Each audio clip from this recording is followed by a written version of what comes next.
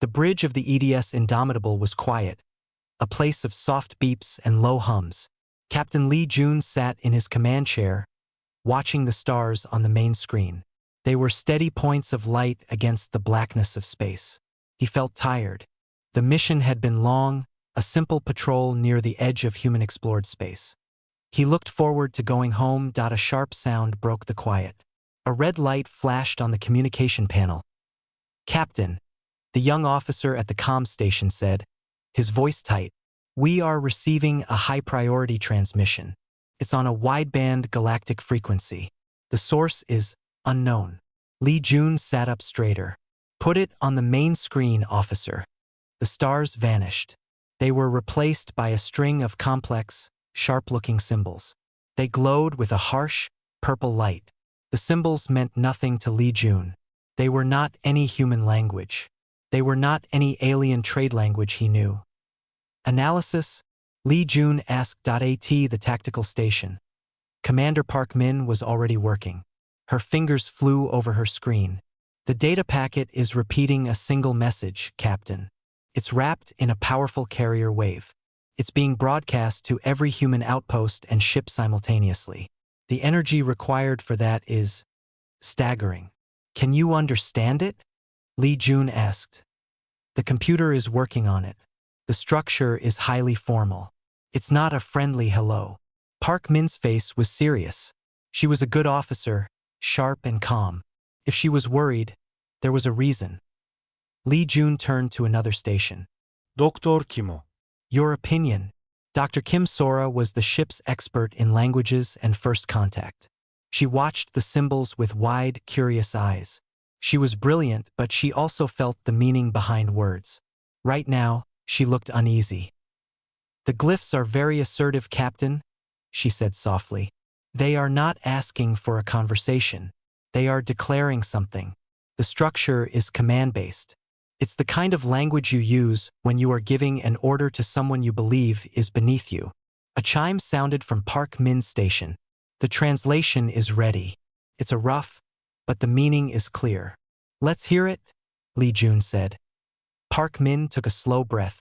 It reads, "By the authority of the Galactic Empire, this alert is issued to the sentient species self-designated as humanity.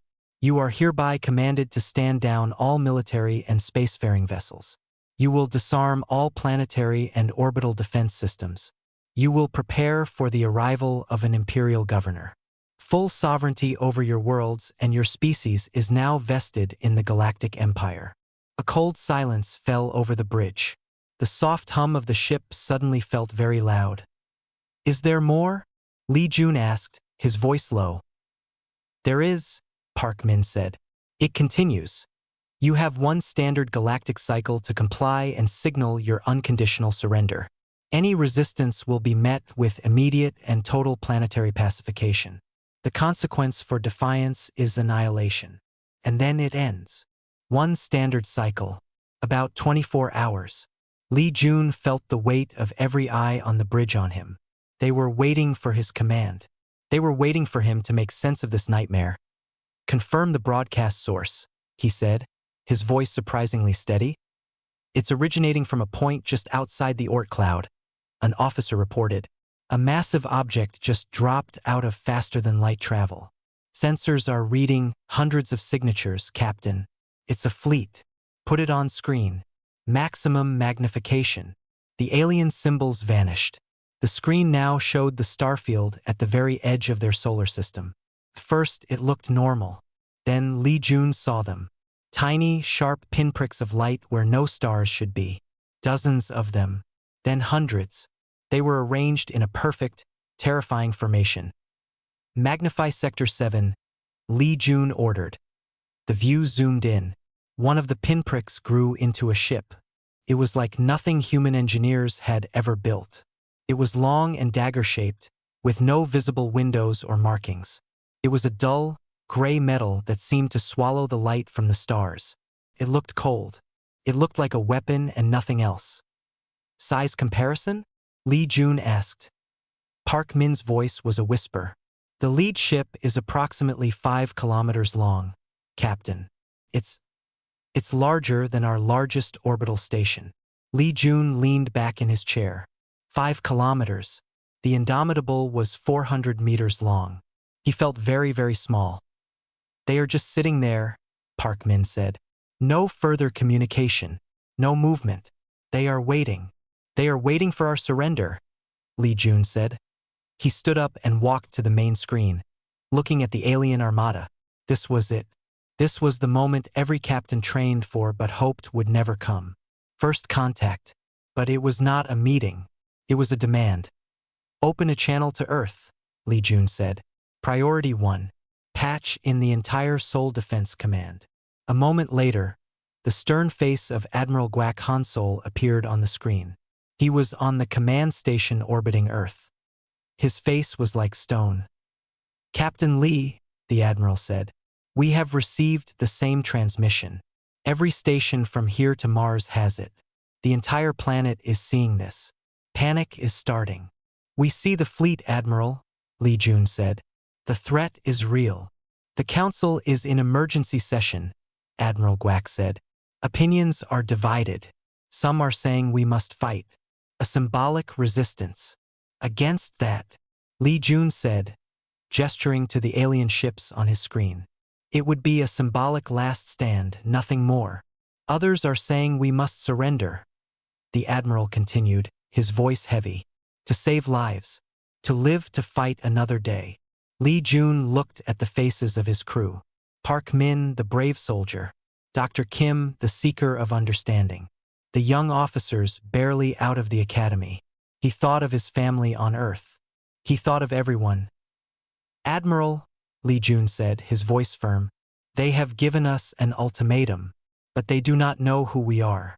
They see a single, young species and they think we are simple. They think we will either break or charge blindly. They have no context. What are you suggesting, Captain? Admiral Guak asked. We cannot beat them in a fight, Li Jun said. Not like this, and we cannot surrender. Not after all we have built. Not after all we have overcome to get here. He paused, an idea beginning to form in his mind. We must show them. Show them what? Show them our context, Li Jun said. We answer their alert. But not with a yes or no. We answer with our story. The whole story. On the screen, Admiral Guak was silent for a long time. He was a cautious man.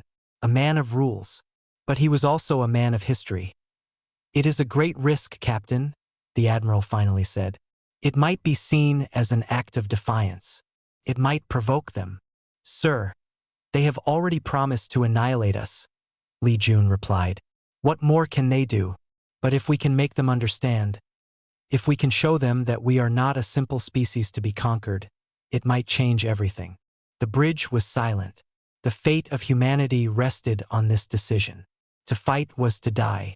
To surrender was to die as a people. But to tell their story, that was a third path. A human path. Admiral Guak gave a slow, single nod. Make it so, Captain Lee. You have 23 hours. Tell them our story. Show them who they are truly dealing with. The silence on the bridge of the Indomitable was broken by a flurry of activity. Captain Li Jun's order had been given. They would not fight and they would not surrender. They would tell a story. But it was not a simple task. How do you tell the story of an entire species? How do you explain billions of lives and thousands of years of history in a single day? Li Jun turned to his 2 most important officers. Commander Park, Dr. Kim, this is now your mission. You have the full resources of the fleet's historical and cultural archives. I want a data package, a condensed history of humanity. But I do not want a proud story. I do not want a speech about our greatness. I want the truth, the whole, messy, difficult truth. Show them what it really means to be human. Commander Park Min nodded, her mind already shifting from tactical officer to historian. We will need to show patterns, Captain, not just isolated events. We must show cause and effect. Exactly, Li Jun said. Start from the beginning. Show them our context. Across the solar system, the same order was given. Every historian, anthropologist, and linguist was pulled from their beds and brought to workstations. Data streams flowed from Earth, from the lunar libraries, from the Martian archives. It all poured into the central processing hub aboard the indomitable Dr. Kim Sora sat in her lab, surrounded by screens. She watched the raw footage of human history flash before her eyes. It was overwhelming. She saw the rise and fall of great empires. She saw the beautiful art and the terrible wars, side by side. "We must be honest," she whispered to herself. "We must show them the darkness." She started her work. She did not begin with spaceships or great cities. She began with the oldest records they had. She showed cave paintings from Lascaux, simple and beautiful. Then, she showed the skeletal remains from ancient battlefields, where humans had killed each other with rocks and clubs. The data package began to take shape. It was not a documentary with a narrator. It was a raw, emotional flood of images, sounds, and translated texts. Dr. Kim structured it not by date, but by theme. She showed the human desire for meaning through the building of the pyramids and the Parthenon.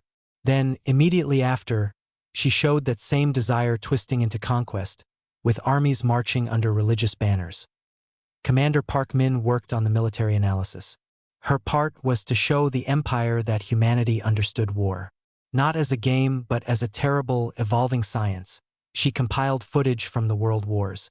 She did not shy away from the horror. She showed the trenches, the mud, the gas, the endless lines of young men walking to their deaths. She showed the cities burning from aerial bombs. Then, she showed the ultimate terror, the blinding flash of the first atomic bombs, and the silent, ash-covered ruins of Hiroshima and Nagasaki. Park Min added data to these images. She showed the numbers, the millions of dead, the global cost. She made sure the empire would understand that humanity had already created weapons that could end their own world, and they had chosen, barely, not to use them again. She showed the Cold War, the decades spent on the edge of self-destruction. She showed the doomsday clock, a human invention that measured how close they were to midnight, to the end of everything. She showed the proxy wars, the fear, the paranoia. Then, she showed the turning point. She included the video of the Apollo 8 mission, when the first humans to orbit the moon took a picture of the Earth, a fragile blue marble rising over a dead, gray horizon. She showed the speeches of leaders who chose to step back from the brink. She showed the signing of nuclear disarmament treaties, not between friends, but between enemies who still deeply distrusted each other. This was the pattern Lee Jun wanted to show. Not a straight line of progress, but a painful, messy spiral. They would fall, but they would learn. They would almost destroy themselves, and then they would pull themselves back. Dr. Kim worked on the social history. She showed the great injustices, the slavery, the genocides, the brutal systems of oppression. She showed the cruelty humans were capable of inflicting on one another. She did not hide it. She forced the data to be unflinching. But after every segment of darkness, she showed the light that fought back. She showed the abolitionists, the resistance fighters, the civil rights leaders standing on steps and speaking of a dream. She showed the millions of ordinary people marching in the streets, demanding change. She showed the slow, hard, painful work of building laws and societies that tried, however imperfectly, to value every human life. She showed the global cooperation to eradicate smallpox. She showed the international effort to heal the ozone layer. She showed scientists from every nation working together on the International Space Station, a symbol of peace built in the void of space. The data package was becoming a monster. It was huge, filled with joy and sorrow, creation and destruction. It was honest, it was brutal, and it was, in its own way, beautiful. Captain Lee Jun reviewed their progress. He watched a montage of the worst and best of humanity. He saw a concentration camp liberator embracing a survivor. He saw a peace treaty signed on a battleship. He saw a child being vaccinated in a remote village. "This is it," he said to Park Min and Dr. Kim. "This is the message. We are not a peaceful species. We are a species that has to choose peace every single day. And we have gotten better at choosing it. Our scars are the proof." He looked at the timer on the main screen. The Imperial fleet was still sitting at the edge of the system, silent and unmoving. They had 12 hours left, Can we transmit this? He asked. The file is massive, Park Min said. But we can use the same wideband frequency they used. We can broadcast it directly at their lead ship. We can also broadcast it to every human colony so everyone sees what we are saying. So everyone knows we did not go quietly. Good, Li Jun said. Encode it with the best translation algorithms we have. Make sure they understand every image, every word. As the final preparations were made, a sense of strange calm settled over the ship. The fear was still there, a cold knot in every stomach, but it was mixed with a new feeling, purpose. They were not just waiting to be destroyed. They were acting. They were defining themselves for the galaxy. The final data package was ready, contained no threats, contained no pleas. It was simply a record, a testament. It was humanity holding up a mirror to itself and showing the reflection to the Empire. Li Jun stood on the bridge, looking at the alien fleet on the screen. He knew they were powerful. He knew they could wipe humanity out without a second thought. But he also knew something they did not. He knew the weight of human history. He knew the cost of every step forward. He knew the resilience born from repeated failure. He took a deep breath. In a few moments, he would give the order to transmit. He would send the whole, terrible, and wonderful story of humanity screaming into the void, aimed directly at the cold, silent ships that held their future in their hands. He did not know if it would save them. But he knew it was the most human thing they could do. The final data package was a monster of information, a dense core of human experience. Captain Li Jun stood on the bridge, his hand hovering over the command console. The entire crew was silent, watching him. The timer showed they had 11 hours and 50 minutes left. Dr. Kim, Li Jun said, his voice calm. Is the translation matrix locked? I do not want them to misunderstand a single moment. Dr. Kim Sora nodded from her station. Her eyes were tired but clear. It is ready, Captain. The algorithms will contextualize every image and sound. They will understand the concept of a world war. They will understand the meaning of genocide. They will feel the weight of atomic bomb. They will also understand peace treaty and civil rights and mercy. Li Jun turned to Commander Park Min and the broadcast. Can we be sure they will receive it? Park Min's fingers danced across her screen. The Imperial fleet is still holding position. Their sensors are active. We will hit them with a focused, high-gain transmission on the exact frequency they used. It will be like shouting directly into their ears. We are also broadcasting it across all human channels, as you ordered. Every screen on Earth, on Mars, on the orbitals. They will all see what we are sending. Good, Li Jun said. He took a final look at the main screen, at the menacing formation of alien ships. Let them see who we are. Open the channel. Transmit the package. He pressed the command key. For a moment, nothing happened. Then, a low thrum of power vibrated through the deck of the Indomitable. The main communication dish, a giant bowl on the ship's hull, aligned itself with perfect precision. A torrent of data, containing the entire condensed history of humanity, was converted into a tight, powerful beam of energy and information. It shot across the vast emptiness of the solar system, traveling at the speed of light, aimed directly at the lead ship of the Galactic Empire. At the same time, on Earth, a family gathered around their viewer saw their entertainment program cut out. The face of a news anchor appeared, somber and pale. We are interrupting all broadcasts to join a fleet-wide transmission from the EDS Indomitable. What you are about to see is humanity's official response to the Galactic Empire. The screen filled with the same images Dr. Kim had curated. The cave paintings, the ancient battles. On a mining station on Mars, workers in a dusty canteen stopped eating. They watched, their forks frozen in midair, as footage from the World Wars played out. They saw the mud and the death of the trenches.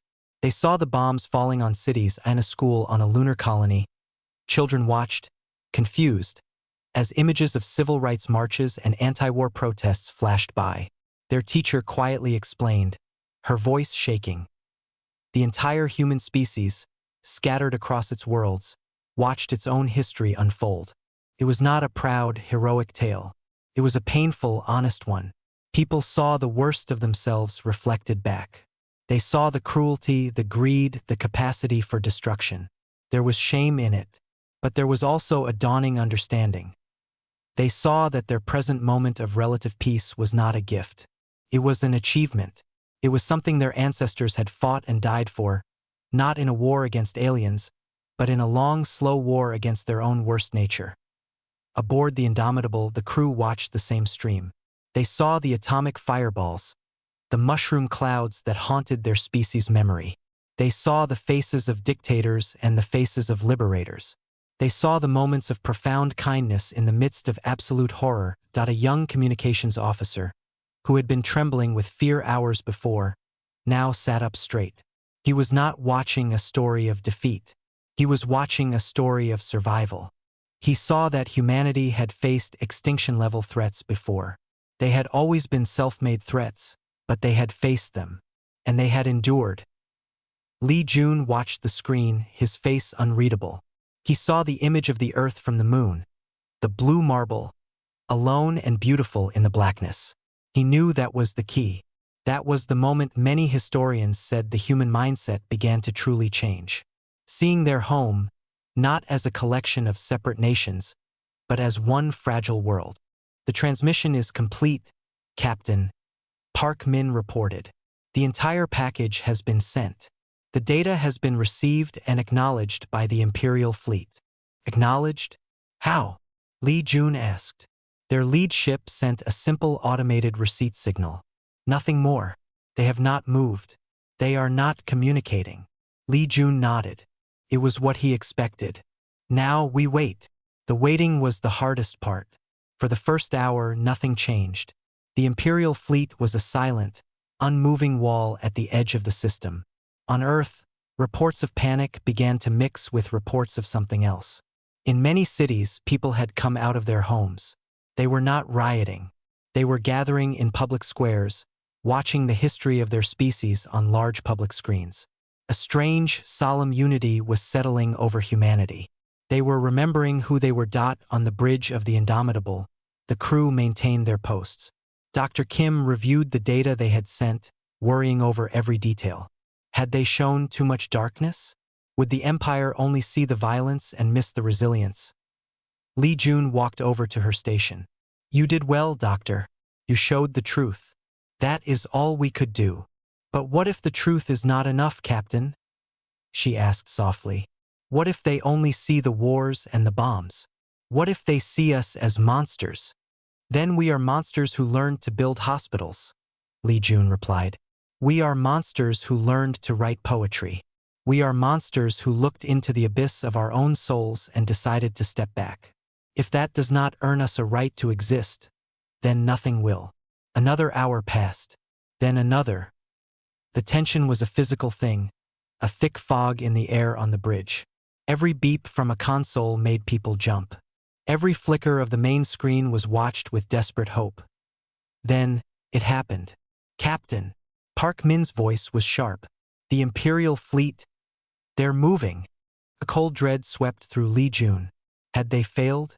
Was this the attack? Report. Not an attack, Park Min said, her voice filled with confusion. A single ship. A small one. It has detached from the main fleet. It is moving towards us. The speed is deliberate. It is not a combat maneuver. Its trajectory suggests a rendezvous point midway. Li Jun stared at the tactical display. A single ship was moving away from the giant armada. It was a different shape from the warships. It was smaller, sleeker. What is its profile? He asked. Non-military, I think, Park Min said, analyzing the data. Low energy signature. No visible weapon ports. It looks like a shuttle. A diplomatic vessel. A diplomatic vessel. The message had not been ignored. It had not provoked an immediate attack. It had prompted a meeting. Li Jun felt a flicker of something he had not felt in many hours. Hope. Hold our position, he ordered. Do not make any aggressive moves. Let them come. Let's see what they have to say now that they have seen our context. The waiting continued, but its nature had changed. The fear of immediate annihilation was gone, replaced by a new, profound anxiety. The next chapter was about to begin. The Galactic Empire had delivered an alert. Humanity's fleet had delivered a history lesson. And now everything had changed. The small ship from the Imperial fleet moved with a slow, deliberate grace. It did not look like a weapon. It was smooth and silver, shaped like a teardrop. On the bridge of the Indomitable, every eye was fixed on it. "Scan it again," Captain Lee Jun said. "I want to know everything about that ship." Commander Park Min studied her screens. "No weapons that we can detect. The shields are minimal. Its engine is just powerful enough for travel. It is a courier ship, a messenger. It is coming to talk." Lee Jun let out a slow breath. This was the result of their message. They had sent a storm of human history into the void, and in return, they got a single, quiet ship. It was better than being attacked. But it was also strange and unsettling. "Should we meet them, Captain?" Park Min asked. "We could send a shuttle." Lee Jun thought for a moment. No. "They are coming to us. We will receive them here. On the Indomitable. Prepare the main docking bay. I want a full honor guard. Not as soldiers, but as a show of respect. And I want Dr. Kim on the deck with me." The ship buzzed with activity. The honor guard, dressed in their best uniforms, lined up in the large, brightly lit docking bay. They held no rifles. They stood at attention, their faces serious and calm.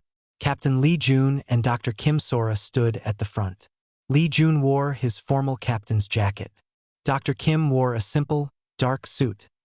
They watched through the large observation window as the silver teardrop ship slid smoothly into the docking bay. It made no sound. It settled onto the deck with a soft hiss as the bay doors closed behind it and the room repressurized. A circular door on the side of the ship opened without a seam. A ramp extended silently to the floor. A single figure walked out. It was tall and slender, dressed in robes of a dark, gray material that seemed to absorb the light. His skin was a pale lavender color. It had two large, dark eyes that held no visible emotion. It moved with an air of absolute authority. But it was not the same arrogance they had felt from the first message. This was different. This was the calm of a judge who had seen everything and was rarely surprised. The being stopped a few meters from Lee Jun and Dr. Kim. It looked at them, its head tilting slightly. "I am Emissary Valcor," it said. Its voice was smooth and translated perfectly through a small device on its robe. "I speak for the Galactic Empire. You are the ones who sent the data stream." "I am Captain Lee Jun of the Earthship Indomitable," Lee Jun said, his voice firm. "This is Dr. Kim Sora, our Chief of Communications. We sent the history of our people. It was our response to your alert." The emissary Valcor was silent for a moment. Its large eyes studied them. "Your response was unexpected. The Galactic Empire has assimilated 4,217 sentient species. The standard responses are 2, immediate surrender or immediate futile resistance. You have chosen a third path, a path of exposition. We believed context was necessary," Dr. Kim said softly. "You asked for our surrender. We felt you should know what you were asking us to surrender." Valcor's gaze shifted to her. "Your data stream was not a display of power. It was a display of chaos. You showed us your failures, your self-destruction, your immense capacity for violence against your own kind. This is not the act of a proud species." Lee Jun took a small step forward. "It is the act of an honest one. We are not proud of the darkness in our past. We are proud that we have navigated through it. We are still here." The emissary considered this. "Your history is a record of a species constantly at war with itself. You have teetered on the edge of self-annihilation multiple times. The Empire's purpose is to bring order. Your species appears to be the very definition of disorder. By our logic, you are a prime candidate for pacification." A cold feeling settled in Lee Jun's stomach. Had they failed? Had their honesty only proven the Empire's point? "But," Valcor continued, and the word hung in the air, There is a statistical anomaly in your data. A pattern we have not encountered before. What pattern? Dr. Kim asked. Your recovery rate, Valcor said. Its voice held a hint of something new. Not respect, but curiosity. With every major collapse, your species does not merely rebuild. You rebuild with greater efficiency. You learn. You adapt. Your social structures become more complex and more resilient. The period between your near-extinction events grows shorter. Your learning curve is unprecedented. The emissary looked from Li Jun to Dr. Kim and then at the honor guard standing perfectly still. You are what our analysts call a phoenix species, a race that uses its own failures as fuel for evolution. You do not simply survive your mistakes. You are forged by them. Valcor took a step closer. The Empire's strategy is one of overwhelming force. We present a threat that cannot be resisted. It has always worked. But your data suggests that if we were to attack you, it would not be the end. It would be the beginning of a new chapter for you. You would study our technology. You would learn from your defeat. You would adapt. And in a surprisingly short time, by galactic standards, you would return. You would be stronger. You would be angrier. You would be a true threat. Li Jun stood perfectly still. He understood now. They had not shown the Empire their strength. They had shown the Empire their resilience. And to a power built on permanent control, resilience was the most dangerous force in the universe. So, Li Jun said, "What happens now?" Emissary Valcor looked at him, its dark eyes unblinking. "Now, Captain Li Jun, we have a new problem. The Galactic Empire does not know how to process a phoenix species. Conquest seems counterproductive. Annihilation would be a waste of a unique biological and social phenomenon.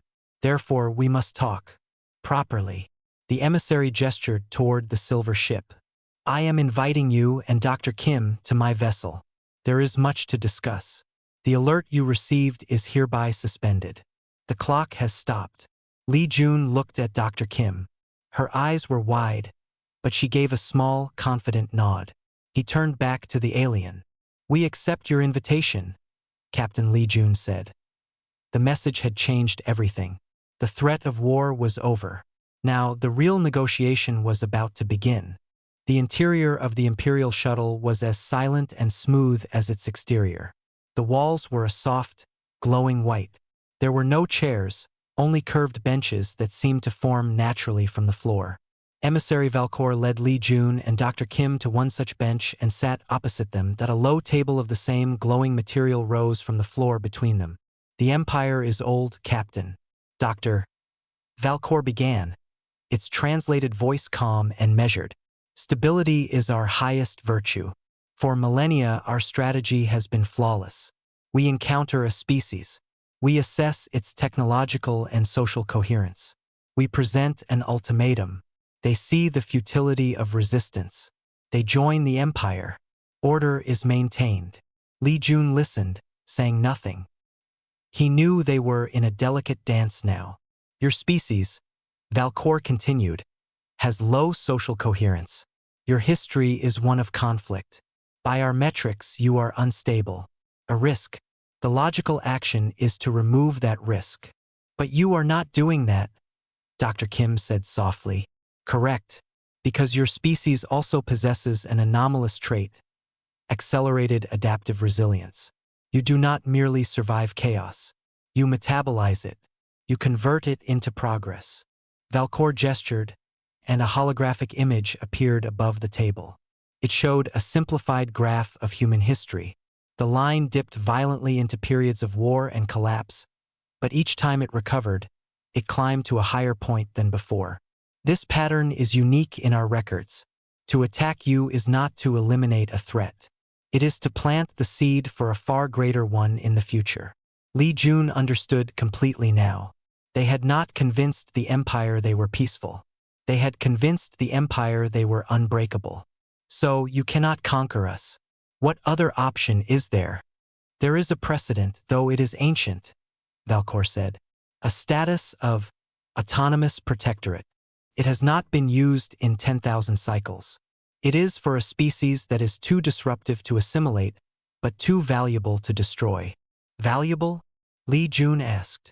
You are a learning engine, Valcor stated, as if it were a simple fact. The Empire is vast and powerful, but our progress is slow.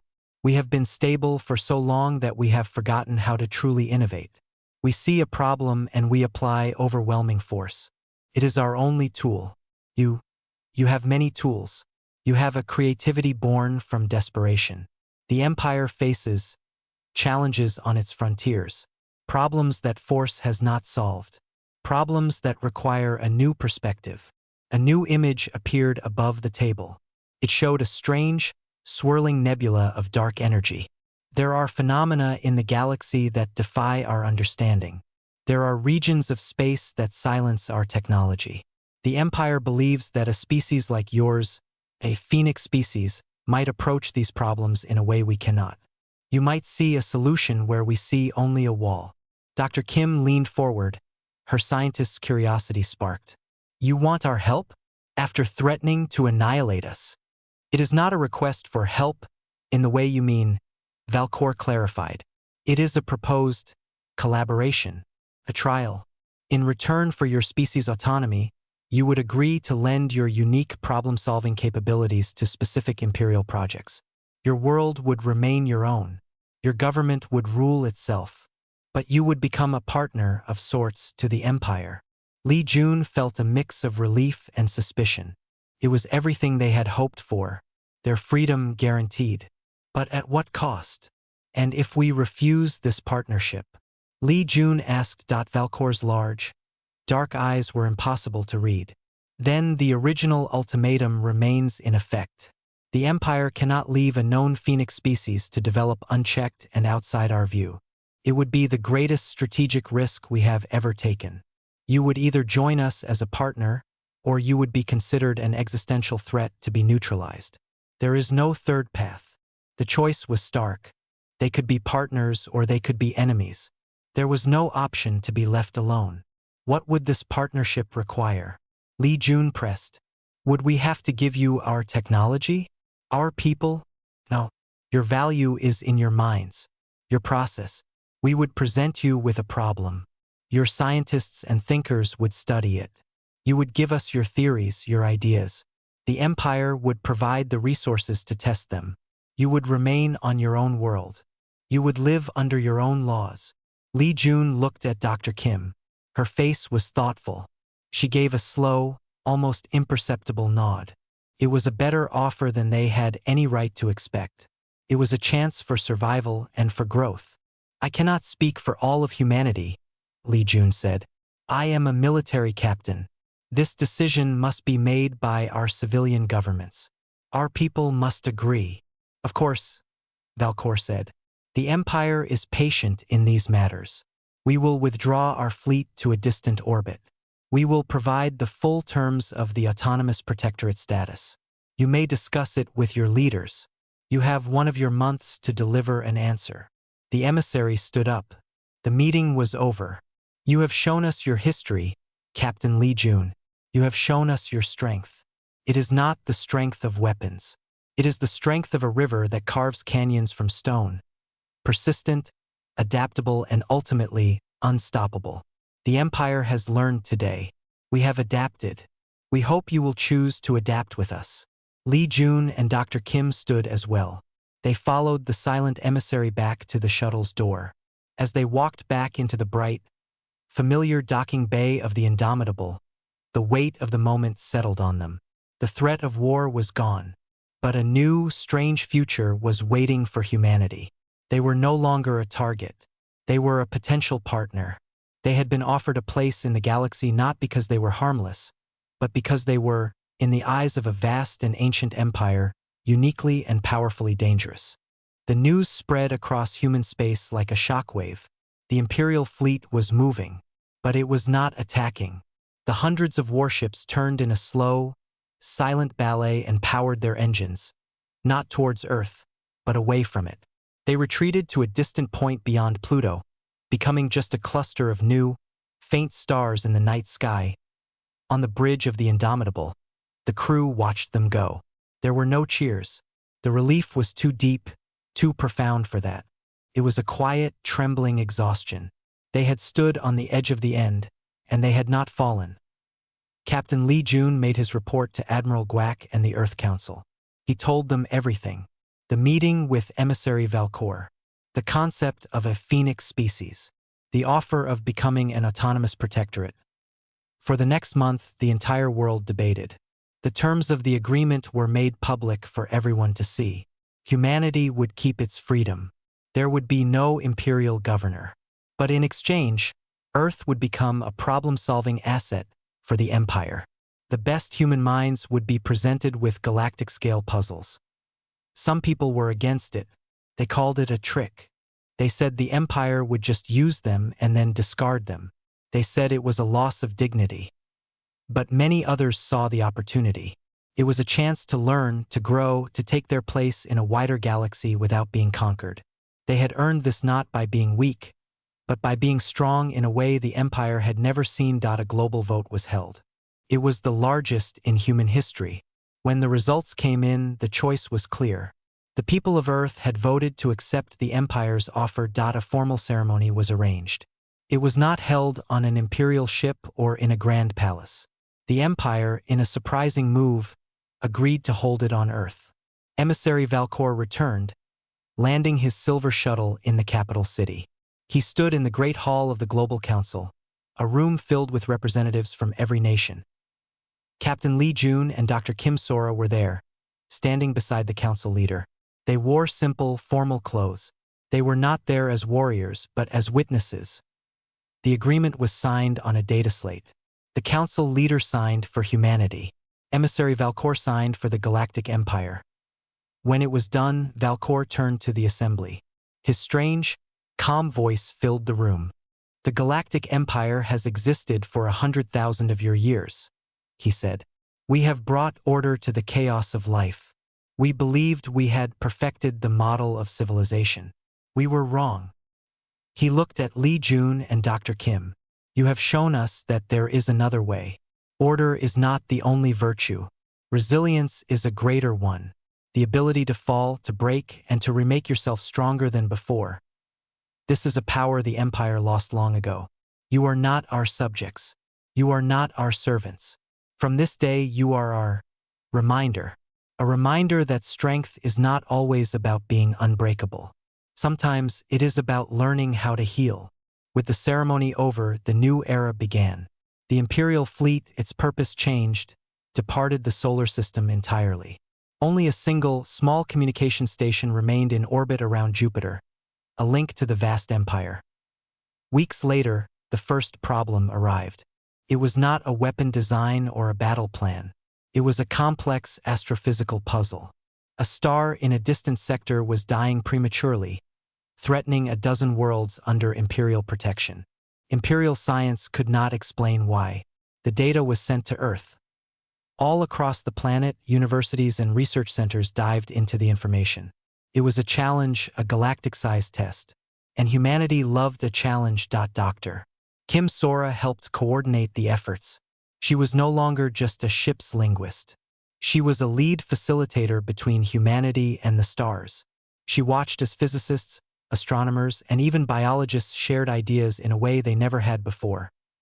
Captain Lee Jun stood on the balcony of his quarters, looking down at the planet he had helped save. It was still there, still blue and green and beautiful, spinning in the dark. It was still free. He thought about the long, painful history they had sent to the Empire. The wars, the suffering, the mistakes. He had thought they were showing their weakness. But he was wrong. They had been showing their strength all along. The Galactic Empire had delivered an alert. They had demanded surrender. But humanity's fleet had sent back a different message. It was a message about failure and learning and getting back up. It was a message about the power of a species that was not perfect, but refused to give up. And that message had changed everything.